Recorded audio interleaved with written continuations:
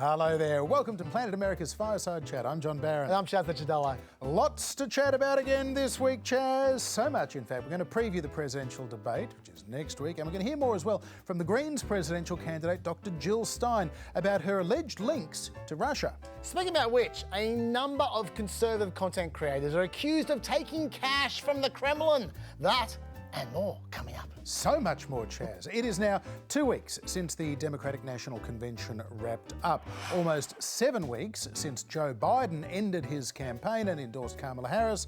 And this week began with the Labor Day holiday in America. And that marks the traditional end of the summer vacation season and the start of the final sprint to Election Day in November. So don't wear the white suit anymore. It's gauche. And it is a good time to take stock of where this campaign is up to after what's been a pretty extraordinary couple of months, and as well as taking a look at what the polls are showing and considering what might be about to happen in the weeks ahead. Let's first have a look at the polls. In the 538 national average of polls this week, Vice President Harris leads former President Trump nationally by 3.2 percentage points. 47.1 to 43.9. The first poll average after Biden dropped out had Harris on just under 1 point in front, 44.9 to 44 even, and Kennedy was getting just over 5% of the national vote. So in simple terms, Kamala Harris is up a smidge over 2 percentage points nationally in 6 weeks or so, while Trump has basically stayed where he was, moving in a very narrow band of under 1 percentage point up and down in that time. Robert Kennedy, of course, suspending his campaign and endorsing Trump has made little to no difference in the national polls at all. His 5% support seems to have kind of evaporated. But as we know, winning the national vote doesn't always win you the White House come November. Hillary Clinton outpolled Trump by 2.1 percentage points, close to 3 million extra votes in 2016, but lost the swing states and the White House. And this year, it is in those battleground states once again where we're seeing the more significant movement. In Arizona, for example, Harris was almost 1.5 points in front 2 weeks ago during the Democratic convention, but Trump is now back in front there. Now, that could be a small Kennedy bump. It's just as tight this week in Georgia, although Harris currently leads there. Michigan has also tightened again in the last week or so. Harris was leading by over 3 percentage points. Trump has regained a point in the last fortnight. Nevada has tightened again too. Harris's lead has halved since the Democratic convention wrapped up. Trump is back in front in North Carolina as well, after Harris took the lead in late August. Harris holding on to a lead of under 1 point in Pennsylvania, but that too has halved since the DNC, while Harris has held on to her lead in excess of 3 percentage points in Wisconsin, but there's less polling going on there at the moment. So the bottom line in all of this, Harris, yes, she has a nose in front, but she's not running away with this election by any means, and any post-convention bump that might have occurred after the DNC appears to have been countered, whether it was by that Kennedy endorsement boost for Trump or whether just the initial enthusiasm for Harris becoming the nominee, the novelty's wearing off. But given all of that, and barring another game changer like a terrible debate next week or an unexpected shift if Trump is sentenced to jail in that New York fraud case, then this is shaping up to be another nail-biter, just like 2016 and 2020, where 50 or 100,000 votes spread over 4 or 5 states ultimately decided the presidency. So when both sides are kind of saying this is too close to call or we're the underdog, they're all kind of right now. Yeah, I completely agree that the RFK bounce and the convention bounce have cancelled each other out, because they obviously came at exactly the same time, so it's hard to disentangle them from the polling. Yeah. But I wanted to draw attention to issues, because you were talking about states. Just for a second, there is some interesting developments in issue polling. In what the polls are saying about the issues that matter. Yes, exactly. And which candidate is preferred on them. Totally. If we look at all respondents, for example, you can see there that the economy is the number one issue by a mile at 28%. That's as a number one issue that determines your vote. 28% of people saying the economy is it. And it's been the case from March to August. It hasn't changed. Immigration has gone from 12% to 13%. Abortion has gone past immigration from 11% to 14%. That might not seem like much of a movement. But now let's look at women. And you can see that the economy is still at 24%. It's been 24% the whole time. But abortion's moved from 17% as the major issue for women to 22% as the major issue for women, almost overtaking the economy. And immigration's left in the dust there, back behind on 12%. And that could be where we are seeing what would amount to a convention bounce, because it was the Democrat convention that really put that issue front and centre on the agenda, at least from the Democrats' point of view. Absolutely. And for women younger than 45, abortion has overtaken the economy as the #1 issue. And it's not just that Kamala Harris has given that issue more salience, but also she has a bigger lead than Biden did on abortion issues. She has a 20-point advantage on the issue over Trump. Biden only had a 10-point advantage over Trump. And in fact, amongst Hispanics in particular, she has a 30-point advantage on abortion over Trump, compared to Biden, who had a 12-point advantage over Trump. So if she is creating a gender gap through the issue of abortion, which existed under Biden, but was not as large as it is now. And it's a one-sided gender gap. She's getting more of the women's vote. She isn't losing the men's vote. So that's it. So that's a big development. The other development is Harris is halving Trump's margin on the two biggest issues until recently, which were the economy and immigration. If we have a look here, on the economy, Trump is now favoured over Harris by only 6 points. It was 14 points over Biden. And on immigration, Trump is now favoured by 3 points over Harris. It was a 13-point preference over Biden. So these are some big movements on the issues. Now, you might be asking yourself then, if Harris is doing so well on the issues, and John a second ago was saying how she's just ahead, it's tied or whatever, why has Nate Silver got Trump leading at the moment? Because he does. Nate Silver is not with 538 anymore. He's got his own site. Yep. And he currently has, as a prediction, a 57% chance of victory to Trump, compared to a 43% chance for Harris.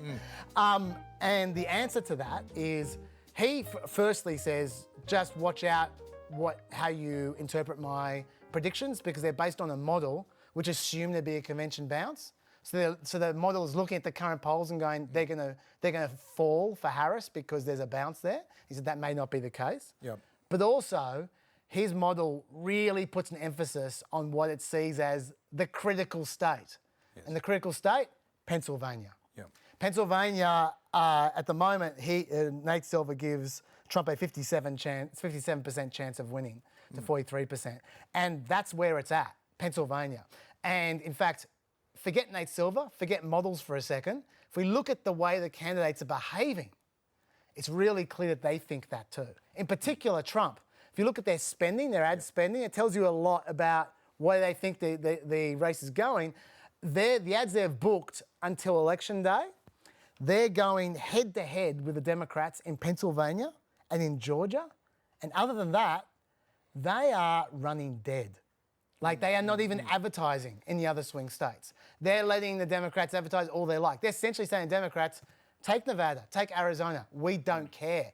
You still don't get the 270 unless you win either Pennsylvania or Georgia. And Trump's put up a firewall and said, you ain't getting those two states. So it's going to be a battle between those two, I think. Yeah, for sure. Pennsylvania is clearly, as Florida was in 2000, Pennsylvania will be in 2024. It's a state that Biden won last time, Trump won in 2016. And you're right about the ad spend, because you can say what you like about the states that you're competing for, but if you're not putting the cold hard cash down, the other thing, of course, is not just where you're spending your money, but where you're spending your time. Where are you putting your rallies on at the moment? And there is a lot of focus in both Georgia and Pennsylvania as well. So that seems to be the battleground right now. That can change because if the extra spending that the Democrats are doing in North Carolina, and maybe another misstep from the gubernatorial candidate there, Mark Robinson, suddenly if it looks as though the Democrats are going to get 1 or 2 points in front in North Carolina, Republicans have to move some money out of Georgia or out of Pennsylvania to defend North Carolina. So we're in that sort of very interesting game of chess right now. On that note, there may be movement in North Carolina, because I'm reading that the Republicans have stopped trying to advertise in North Carolina. They're giving up on Mark Robinson because he's such a deadweight. He's down by over 10 points. They're just thinking this is wasted money now, and they're kind of giving up on it, which means there's a chance that the Democrats, if they keep on advertising there, they might close the gap in North Carolina and make it a 3-state race rather than a 2-state race like it currently is. Yeah, and just quickly as well on those predictive models, one of the criticisms, of course, is that if you go back as far as 2016, they all just got it wildly wrong. Some of them were saying that Hillary Clinton had up to in excess of a 90% chance of beating Donald Trump, and they just didn't see him coming. They've tried to correct some of those issues with oversampling Democrats since then, but now some allegations suggest that maybe they're overcorrecting, that they're too bullish on Donald Trump. At the end of the day, we won't know until about the 6th of November. There was a boost for Kamala Harris this week, though. It wasn't exactly a surprise to anyone, I suppose, but former Republican Congresswoman Liz Cheney of Wyoming, she has announced that she will be voting for the Democratic ticket this November instead of Donald Trump. The announcement came from Liz Cheney at an event in North Carolina at Duke University yesterday. Here's what she had to say. I don't believe that we have the luxury of writing in candidates' names, particularly in swing states. And as a conservative, as someone who believes in and cares about the Constitution, I have thought deeply about this. And because of the danger that Donald Trump poses, not only am I not voting for Donald Trump, but I will be voting for Kamala Harris in this election. Worth remembering that Liz Cheney was a Trump supporter until he refused to accept defeat in 2020, and then his supporters attacked the Capitol building on January the 6th. She then turned very much into a Trump critic and was one of just a handful of House Republicans to vote to impeach him. That effectively ended what had been a very promising political career for Liz Cheney. The daughter of the former US Vice President Dick Cheney had been seen as a rising star, tipped to become Speaker of the House one day. So she now instead joins hundreds of other former Republicans, including our guest last week, former Congresswoman Barbara Comstock, announcing they will support Harris. But other prominent Trump critics, people who worked with him, served with him, have hedged somewhat, saying they're just going to write in another name. They're not going to vote for Trump, but they're not going to vote for Harris. That's what Cheney is warning against. So the question now, Chaz, is does it make a difference if Liz Cheney says, I'm voting for Kamala Harris, I think Republicans should do the same? Would it make more of a difference if some of the other people who won't endorse Trump, like Mike Pence or Jeb Bush or George W. Bush or Mitt Romney, we know they don't support Trump, but they haven't gone as far as saying, I'm going to vote for Kamala Harris. Would any of that make a difference, do you think, around the edges? Look, I feel like we've been here before about Republicans disowning Donald Trump, and it doesn't really make much of a difference. Look, if they all went en masse, if every single Republican who is just holding their breath at the moment and just sotto voce saying, I wrote my wife's name in, if they full on when they get turned against Trump, that might make a tiny difference. But honestly, I feel like these days, as soon as one person leaves their party to endorse the other one, they're disowned by their party in 5 seconds flat. Like literally seconds it takes social media to disown them. So I just think it's just not so effective. I mean, we're seeing a similar kind of thing with RFK and Tulsi Gabbard moving to Republicans. The Republicans going, oh, wow, this is really going to hurt the Democrats. Democrats don't give a stuff. They just immediately said they're not even Democrats anymore, and it'd be the same thing. So there's still this enduring loyalty to the nominee, and if anyone else breaks ranks, well, okay, see you later. Get rid of them. They're unpersoned, essentially. So that's the first thing I'd say. In fact, I would argue, in a way, I mean, look, I don't think it makes any difference, but to the extent it makes any difference, I would say it almost helps Trump's message. And the reason why I would say that is because his message is generally, I'm the insurgent fighting against the establishment of the Republican Party. Now, as time goes on, that becomes increasingly ridiculous. He's been the president for 4 years. He's owned this party for a decade. You can't say you're an insurgent anymore. But the more old, powerful figures from the party turn against him, the more you can say, well, hey, look at Mike Pence. Look at Liz Cheney. I'm the insurgent. They're the establishment. So I think it actually helps his message in a lot. Yeah, I suspect you're right. And I don't think that former presidents like George W. Bush now sort of, Back to the Future style saying don't vote for Donald Trump. I don't know if that would make a big difference. I do wonder, though, the people that worked very closely with him, the likes of Mattis and Kelly and McMaster and John Bolton and others, if they were to get together, not just sign an open letter, but actually do an event where you have kind of the people who saw Donald Trump's handling of foreign policy were to say, you know what, we don't think this guy should be handling foreign policy ever again. We saw him. we came close. Let's not do that again. That would, I think, maybe have an impact over some national security Republicans in those places like North Carolina and Virginia and elsewhere. Maybe it would, maybe it wouldn't. Maybe. Now, let's have a quick look at the debate. We've got a great guest coming up, but first, it's going to be the first debate between Trump and Harris. It may be the last debate between Trump and Harris as well. It's unlikely, I guess, to have the same earth-shattering impact as the Biden-Trump debate in late June, but this is still a very high-stakes moment for both candidates in what is a very close election. So let's talk a little bit about what we can expect from the two candidates next week, Chaz. I mean, with Donald Trump, it is expect the unexpected. Just when you think he's going to, go completely off the deep end, he sometimes kind of pulls it back a bit and, allows the other person, in the case of Biden in June, he kind of allowed Biden enough rope and he was a more sedate version of himself. Still said a lot of things that weren't true, but he wasn't exactly setting his own hair on fire, which he did in the first debate of 2020 against Joe Biden. Absolutely. And look, I think that there's good uncontrolled Trump and bad uncontrolled Trump. And I think that Kamala Harris, her tactic is obviously to try and provoke bad uncontrolled Trump to emerge, the Mr. Hyde of the Trump world. And the reason I say that is because all last week, what did we hear? We heard constant talk about this hot mic thing. And I think the press really missed the boat on this one. They were acting like there was some serious negotiation going on, or like Kamala Harris was really, really concerned about whether the mic was on or not. I thought it was entirely about her trying to troll Trump. Like every time they mentioned the hot mic, it was, he says he wants a hot mic, but his handlers won't let him because he's out of control. I felt like it was a real obvious provocation, trying to get under his skin. Yep. And I feel like that's her strategy. Her strategy is to try and get him to explode, to try and get him to snap, to try and get him annoyed. And she's hoping that will happen. And that's bad uncontrolled Trump. Whereas if he uses good uncontrolled Trump by being calm and being normal, but adding an unpredictable element, that will help him. Because Kamala Harris, look, she's improved out of sight from where she was in 2019. I have to admit. I'm surprised how much better she is than she was. But the question mark over her has always been what's she like in an uncontrolled environment. She's a control freak. She likes things exactly like she likes them. And when they are, she performs very well. And in fact, now she performs better than she used to. But we're only seeing her in controlled environments. She will prepare a bunch of answers for all the questions they're expecting, and I bet you she nails them, because she's good at that. But what Trump wants to do is ask her a question himself.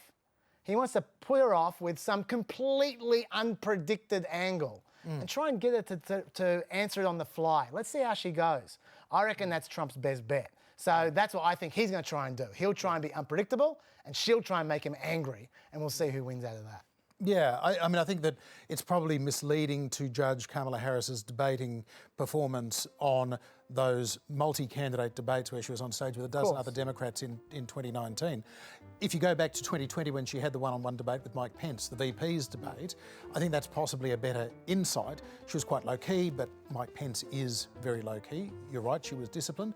She was also directing her attacks at Donald Trump, who was not in the room, rather than Mike Pence. She wasn't criticising Mike Pence at all. He was just the guy in the corner. What's going to be intriguing for me to see next week is whether she confronts Trump in the way that she was quite combative in those Senate confirmation hearings for Brett Kavanaugh, for example, and cross-examining Attorney General Bill Barr. She can certainly go toe-to-toe as a former prosecutor. She can criticise somebody to their face in a measured and authoritative way. Absolutely, she can. I'm going to be fascinated to see whether she engages Trump or whether she just sort of blanks him out. And just, and that might be determined by whether he goes to crazy town or not. Because if he does play it more sober and somber, then that might give her the opening to actually engage and to have some questions for him, to ask him why he said certain things, have him remind the viewers, because it doesn't matter so much about what his answers might be, but the fact that she can remind, why did you say you supported this? Why did you say you opposed that? If she can be becoming an interrogator as well, prosecuting the witness, basically. Make Trump the defendant in this mock trial instead of a debate, that could be her best opportunity, but it's a heck of a step up. And this is where you can imagine there is a risk that if she doesn't, panic in the moment, as some candidates have really struggled, she's had a whirlwind 6 weeks, going from being, Joe Biden's running mate to suddenly it all depends on her, and the stakes are incredibly high. Wow, it's going to be a pretty remarkable debate.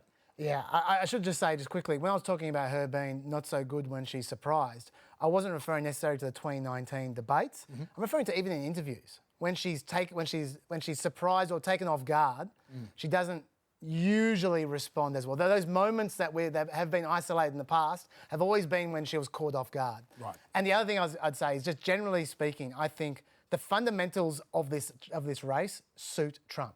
People are not happy with this administration. They're not happy with the economy. If all things were equal, Trump would win this election. What Kamala Harris has done incredibly well is to scramble all the fundamentals and just throw everything up and just start anew. So what Trump wants to do is just to bring it back to the fundamentals. The less drama there is, the better it is for him. And I know that's hard for him to understand, but it's true. The more he can go straight down the line, the better it is for Trump. Yeah, right now I feel as though Kamala Harris has become as much a third-party candidate as the Democratic nominee. She's running as the outsider and the change agent. Well, for more, we're joined by Alan Schroeder. He's Professor Emeritus at Northeastern University in Boston. He's author of books including Presidential Debates, Risky Business on the Campaign Trail. Professor Schroeder, welcome to the Fireside Chat. Thank you. Thank you very much. I wonder, how do you expect the two candidates are preparing right now, a little less than a week out from this potentially very important debate? We've seen reports as to the approach they've taken and past experience with how these two tend to prepare. What do you think's going on? Well, it's a real study in contrasts. On the one hand, you have Trump, who doesn't really prepare, who is, so comfortable with himself on television that he doesn't do anything particularly different to get ready for a debate. And then you have Harris, who has this whole team of people who are specialists in debate preparation, who will be working with her, doing full-scale mock rehearsals. They'll have a stand-in for Donald Trump, who will browbeat her and insult her and try to get her all riled up. They'll videotape those rehearsals, and then they'll do critique sessions with the candidate afterwards. So it's a real sort of a highly tuned operation on the Democratic side. And Trump, being Trump and such an unorthodox candidate, he just sort of does his own thing on that side of the aisle. Alan, normally debates come and go and then we move on, but do you feel like this debate is more important and more consequential than your standard presidential debate? I think they all have the potential to be consequential. I think a couple of things, however, mark this year differently from previous cycles. First of all, there's still the memory in our minds of the Joe Biden-Donald Trump debate. So, that was a real game changer in a way that we've never seen in the history of these things. But also, I think with Harris as this sudden, unexpected candidate, there's a lot of interest in her, and there's a lot of I think, people wanting to really check her out. Although she's been vice president for 4 years, that's a job that doesn't really put you at the forefront of the media. So I think in many ways she remains an unknown commodity, and I think that'll generate interest in the debate. Based on what we do know, Alan, how do you rate Trump and Harris as debaters, if indeed you can kind of even call these things that we call debates actually debates these days? Yeah, fair enough point. I think with Trump, he has the benefit of having done 6 general election debates, 3 with Hillary, 3 with Biden, and there's really no substitute for experience at this level. I mean, this is really big time. I would not be surprised if 75 million people tune in for this debate. And, that's a pretty intimidating prospect. And of course, Trump also has the advantage of being himself to a degree that he can get away with things that other candidates probably couldn't. With Harris, she only has 1 general election debate to her credit. That's the one with Pence back in 2020, and a few California debates when she was running for Attorney General and Senate there, as well as whatever debates she took part in the primary season in 2020. But she's much less experienced, and certainly at this level. level. And so I think, you know, in some ways she has the greater challenge. She has to introduce herself to the public. She has to get people to view her as presidential. And she hasn't really done this that much. So those are some pretty intimidating things to deal with. Alan, one of the effects of the Presidential Commission on Debates being sidelined this year is that the ground rules and indeed the rules for the debates themselves have been changed and argued over. Heading into that first debate, some people are of the opinion that the rules would favour Joe Biden because there'd be no peanut gallery, no live audience to be cheering and applauding at Trump being transgressive, and having a mute button so that Trump couldn't be heard will also sort of stop him interrupting. So all good for Joe Biden. We obviously saw that's not how it worked out. What do you make of the way those rules will play into next week's debate? Will they advantage or disadvantage either? Well, I think the lack of a studio audience is a good thing for Kamala Harris. I think that for Trump to have a live audience there encourages him to play to the crowd. So that won't be there. The thing with the microphones is an interesting argument because Harris actually has been arguing, her team has been arguing to have open mics throughout the debate. They want the interruptions from Trump. They want the bluster. They want the rudeness. And they're not going to get that. I think without open mics, it does tend to maybe slow things down a little bit. I noticed in the June debate with Biden and Trump, there were some kind of awkward timing moments just as they tried to sort out the audio and which mic was open and which mic was off. And so, you know, it's a production point that is probably not going to, you know, be dispositive in the way that the debate goes. But these little minor things around the edges can sometimes make a difference. Now that the rules appear to be up for grabs, Alan, are there any other changes that you'd like to see made to debates? Well, I've always had, you know, this kind of fantasy of a case study debate where, you know, like they do in business schools and grad schools and different disciplines where you take a scenario and you argue it out. And, you know, I think that would be so much better than just these serial questions about what are you going to do and why didn't you do this and you know, your record on such and such. I don't think that will ever happen. You know, I think candidates themselves like the safety of the predictable format. They like dealing with journalists because journalists often ask questions that they can anticipate. And so I don't know that we're going to ever get too creative with debates, but I do think there's a lot of room for experimentation and improvement. Alan, one of the criticism that's been made of TV debates really since 1960 is that TV debates, not only are they not debates, but they're all about TV. The medium is the message and it amplifies whether it's Richard Nixon's 5 o'clock shadow or George Bush looking at his watch or Al Gore sighing and huffing and puffing. Little things like that get magnified beyond all kind of, you know, perspective. What do you think of that and the distorting effect of television itself on these debates? Well, there is no question that debates are television shows more than anything else. And they're very different from all other forms of political communication. But I think within that, there are so many good things about debates that even that tendency of television to, you know, reduce the exercise to entertainment, we can overlook that because we have to remember that this is the only chance we get to see the candidates side by side. It's the only chance we really get to pull them away from their scripts and see them in a setting that they can't really prepare totally for, and certainly without any kind of a script or an opportunity to fall back on notes or ask an aide off camera or what have you. So I think the value of that is so great that the drawbacks, the fact that yes, there's a lot of superficial stuff involved and the visuals tend to overwhelm everything else. I think we just have to take that as part of the package. So given that answer, can I then assume that there's a lot of cynicism out there from the punditocracy these days saying the media environment's changed, the candidates have changed, debates are irrelevant these days. Can I take it from your previous answer then, you still think debates are critically important?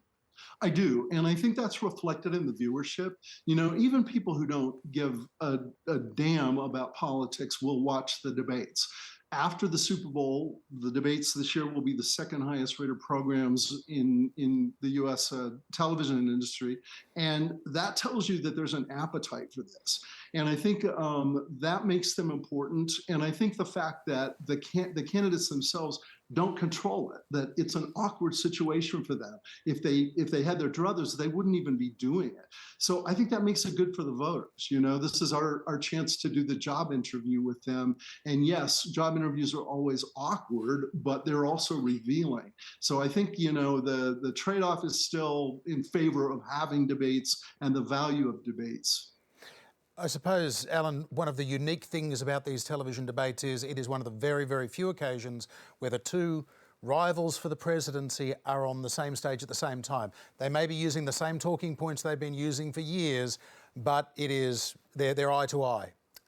What is your advice in terms of how different candidates over the years have dealt with that kind of, you know, on an almost human level, an awkward situation? Here's this person that wants to stop you being the most powerful person on the planet. What advice do you think you can take from all those debates, those that have managed that situation well and those who have not? Well, I think one thing is just to be alert to what is going on. And I know that maybe sounds like a stupid thing to say, but let me give you a line from Bill Clinton. Bill Clinton, who was a great debater, used to say that debating was like jazz, that there was a melody line that you had to follow, but you also have to be kind of in the moment and you have to be able to improvise and riff on whatever is going on.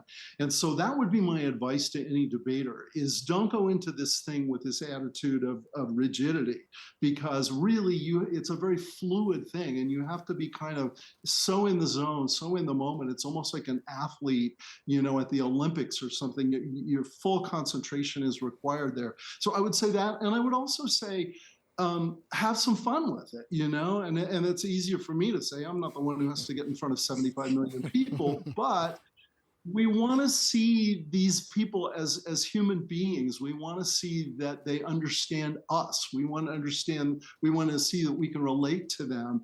And so I think to the extent that people can relax, not be scared of it, don't look at it as an obstacle, but rather as an opportunity. That would be my advice for whatever it's worth. And Alan Schroeder, there's great value in your perspective. Thank you so much for being with us. My pleasure. Thank you. Now, last week we covered the story of RFK Jr. taking his name off the ballot in swing states and endorsing Donald Trump. This left some conservative commentators, like Fox News' Sean Hannity, in kind of an awkward position, given they'd previously trashed RFK Jr. back when they thought he was stealing Trump's vote. But don't worry, it's amazing how an endorsement by Donald Trump can just turn people's opinions around. Have you been savaging a candidate only to find they're suddenly on your side? He is a phenomenal person, a phenomenal man. Uh-oh! Wash away all those stubborn positions with Trump's endorsement. Just look how fast it works. Before endorsement, he wants to legalize abortion up to the very moment of birth. That would be called infanticide. RFK wants to kill America's children. But after endorsement, he's right about the war on our children. He's on the children's side. Before endorsement, Kennedy wants to slash the U.S. military budget. The Kennedy campaign also has a plan to dismantle the police. RFK wants to destroy American security. But after endorsement, he's been outspoken about the need for more border security. He's a border security hawk, even on the toughest positions. Worst of all, he actually blamed America for Osama bin Laden's terror attacks. He actually praised China's organ harvesting threats. You might think those will never wash off, but after just a little endorsement. I felt sorry for him. RFK Jr. is a victim of this system.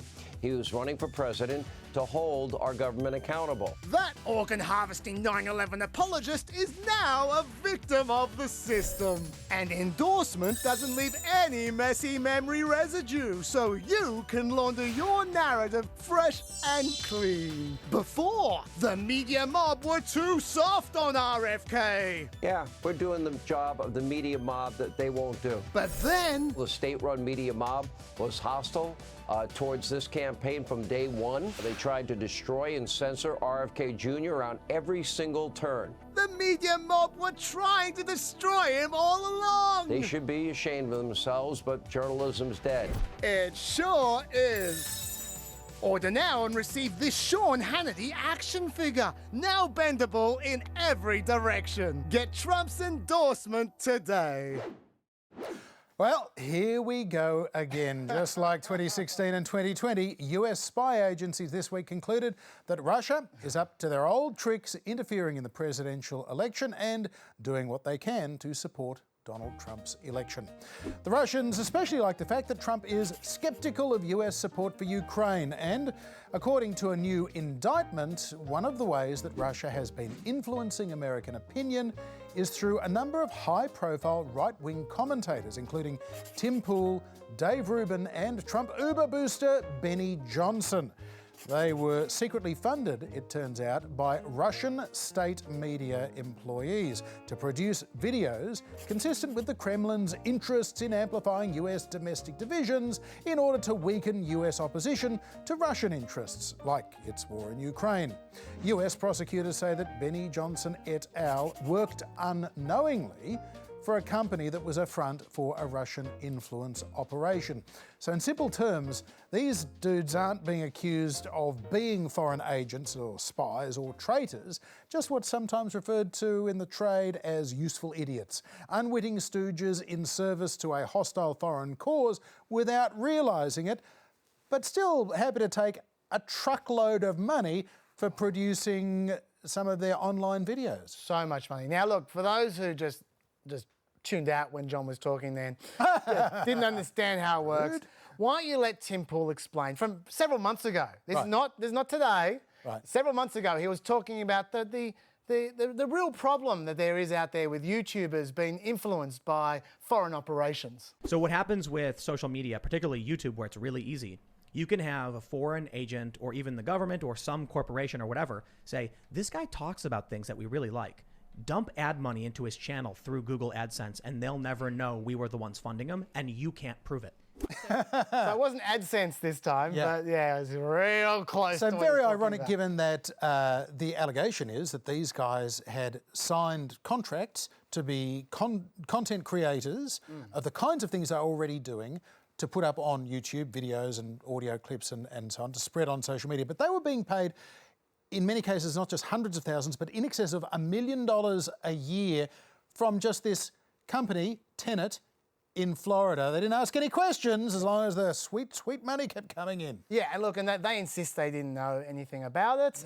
Benny Johnson said he was, quote, disturbed by the allegations in today's indictment, which make clear that myself and other influencers were victims in this alleged scheme. Interesting definition of victim, making hundreds of thousands of dollars. The victim that got paid $1 million. But, like, to be fair here, if some Tennessee company you've never heard of is paying you $100,000 a video, and the things they're asking for... And you're pumping out several of these videos a week in some cases. Yeah, and the things they're asking for are all about Russia, I'd be a little bit suspicious. Yeah, it was clearly enough money for them not to be wanting to ask too many questions, not to be too suspicious. The question now, though, is these were people who were being funded by this other entity, turned out Russian entity, to say what they were otherwise predisposed to say.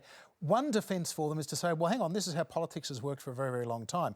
Candidates go out there on the stump, they say what their view is on, say, gun control, and then the NRA says, well, here's some money to help in your campaign because we like what you say. Are those people compromised, or are they simply just saying, well, money's a form of support, you want to amplify me, well, that's okay. I believe these things. The First Amendment says I can go out and say this stuff. Absolutely, and on that note, $100,000, I'll say whatever you want, Russia. Honestly, I like the snow. Who's paying you now? Who's paying you now? I like Russian shopping trolleys. They're fantastic. Russian shopping trolleys? Yeah, I like Tucker Carlson. Anyway. Yeah, I remember that. Look, there's no doubt that these guys said the kind of stuff that Russia would like them to say anyway. Yes. Like Tim Pool, there's a very famous example flying around the internet right now, even as we speak. This is not one of his videos he was paid for. This is just his content. But I don't know that it matters anymore. This is psychotic. Ukraine is the enemy of this country. Ukraine is our enemy, being funded by the Democrats. I will stress this again. One of the greatest enemies of our nation right now is Ukraine. Ukraine is the greatest threat to this nation and to the world. We should rescind all funding and financing, pull out all military support, and we should apologize to Russia. That's pretty extreme. Yeah. The thing that I'm interested to find out about as this case proceeds is there another half to this process? Were people like Tim Pool basically groomed by Russian agents of influence to have these opinions in the first place, which they were then paid to express? Or did they arrive at these opinions independently? Because I believe that makes a substantial difference as to what consequences there should be for them now. Because if they were themselves the target of an influence campaign before the financial backing came in, then they are compromised. They are spreaders of Russian propaganda and misinformation. I think that's where we find out whether they were unwitting or not, whether they were useful idiots, whether they were being, through online sources or people in their lives that were being also paid to influence them. It's going to be impossible to know because the online right have been overlapping with Russian views for a long time, for years. Like they've been anti-Ukraine war for years. They've been pro-Russian Christian conservative kind of values for ages. And so I think that it's just I personally think it's just a happy confluence which Russia is taking advantage of. But yeah, it would be impossible to prove one way or another because it's just all so tangled up. I was going to say that when we're talking about, when you're saying is this just business as usual in politics, we should note that even as we speak, the Harris campaign has openly said they're spending $2 million to the village marketing agency to recruit 5,000 social media influencers to promote Kamala Harris's campaign. This is the same thing. Now, I know, I'm not saying it's the same moral dimension being bought by a presidential campaign rather than being bought by a foreign country. Yeah. But in terms of just someone co-opting a social media influencer in order to, and paying them in order to keep them saying things they're happy to say, that's what's going on. This is a scary insight into what the media is in the 20s. So we need to have disclosure and transparency. We need to, if somebody is receiving money to put out TikTok videos, doing makeup and saying, I love Kamala Harris as they do it, it should be declared just as you would a political commercial. Similarly, these people, if they're taking money from Russian state media operatives, then surely that should also be declared. So then the consumers can make up their own minds based on the quality of the information and who's paying for it. I'd say that's step one. But I mean, already what happened here is working around those rules because there was a cutout organisation. They weren't being paid by Russia. They were being paid by Tenet Media. And Tenet Media was being paid by Russia. And by the way, we should just note, people are focusing on Tim Pool and Dave Rubin and Benny Johnson. Those guys, no one's suggesting that they knew for a fact they were being paid by Russia. Tenet Media is an American company, formed by Canadians, but it's an American company who knew they were doing a deal with Russia. The company was formed with the purpose of doing a deal with Russia. So I don't know how they didn't get indicted. The indictment is only to do with Russians not declaring themselves foreign agents and money laundering. Yes. These guys have gotten off scot-free, even though they knew for a fact what they were doing, not the influencers. Tenet Media. And I should also point out with Tenet Media, a lot of people are going to now think, every time I look at Tim Pool, going, that's paid by Russia. No. The stuff you see when you watch Tim Pool, well, no one watches Tim Pool, the stuff that you see if you're watching Tim Pool or Dave Rubin or whatever, that's not what they're paid for. They were paid to make videos to drive people to Tenet Media. So they were videos for Tenet Media. So Tenet Media could go, we got a Tim Pool video. We have a Dave Rubin video. Then you go to Tenet Media, and that's where the really pro-Russian stuff was. It wasn't them.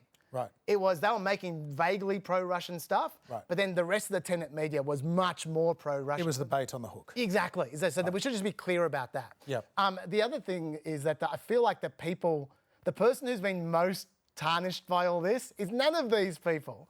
going back to our shopping trolley friend, Tucker Carlson, it's him, because I'm not sure if you saw this, that some of the stuff in the indictment, they mentioned that one of the videos that they wanted Tim Pool and Dave Rubin to make videos about was Tucker Carlson in the shopping centre in Russia. Right. And they didn't say, the indictment didn't say who it was, but a producer privately messaged one of the company's founders complaining, they want me to post this, it just feels like overt shilling. Yeah. And so he wasn't. This producer didn't want to talk about the Tucker Carlson video because they said, "Oh, that's just too biased." Yes. Right. Yeah. In the end, they ended up doing it. But that shows you how far Tucker Carlson went. Even the people being paid $100,000 to spruik Russia still wouldn't spruik that. Yeah. Well, on a related subject, our guest on Planet America this week was Greens presidential candidate Dr. Jill Stein, and we talked to her about what impact her candidacy might have on the outcome of this election, whether she has any preference between Trump or Harris. We also talked about one of the controversies that emerged during her last presidential campaign back in 2016, where it was US intelligence then who assessed that Russia was boosting her Greens campaign along with Trump's, all in order to damage Hillary Clinton and help Trump to win the presidency instead. Although there was, of course, plenty of evidence that emerged through the process of Special Counsel Robert Mueller and congressional investigations that the Trump campaign welcomed and encouraged that Russian help while not colluding to a criminal degree with them. There was no such evidence against the Greens candidate, yet some are still convinced that there was something fishy going on. So here's some more of our conversation with Jill Stein. Hillary Clinton famously described you in 2016 as a Russian asset. And there is certainly evidence that says that Russia did help to amplify your campaign message that year. There's also, of course, that famous photograph of you sitting at a table at a Russia Today event where Vladimir Putin was also sitting at the same table. What do you say to those concerns? Well, let me just say that the Senate Intelligence Committee investigated that smear campaign. That event, that press event, it was a global press event that had been held in 2015. That photograph, which showed Putin sitting at the table for a few minutes before he gave a speech in Russian. There was absolutely nothing untoward going on there. And it was investigated, in fact, by the Senate Intelligence Committee for 3 years. In fact, they did a very thorough investigation. And then at the end of that, they basically thanked me for my full cooperation and said that there was absolutely nothing untoward going on. You know, that was a long time ago. If there was something going on, I think it would have surfaced by this time. And there absolutely is not.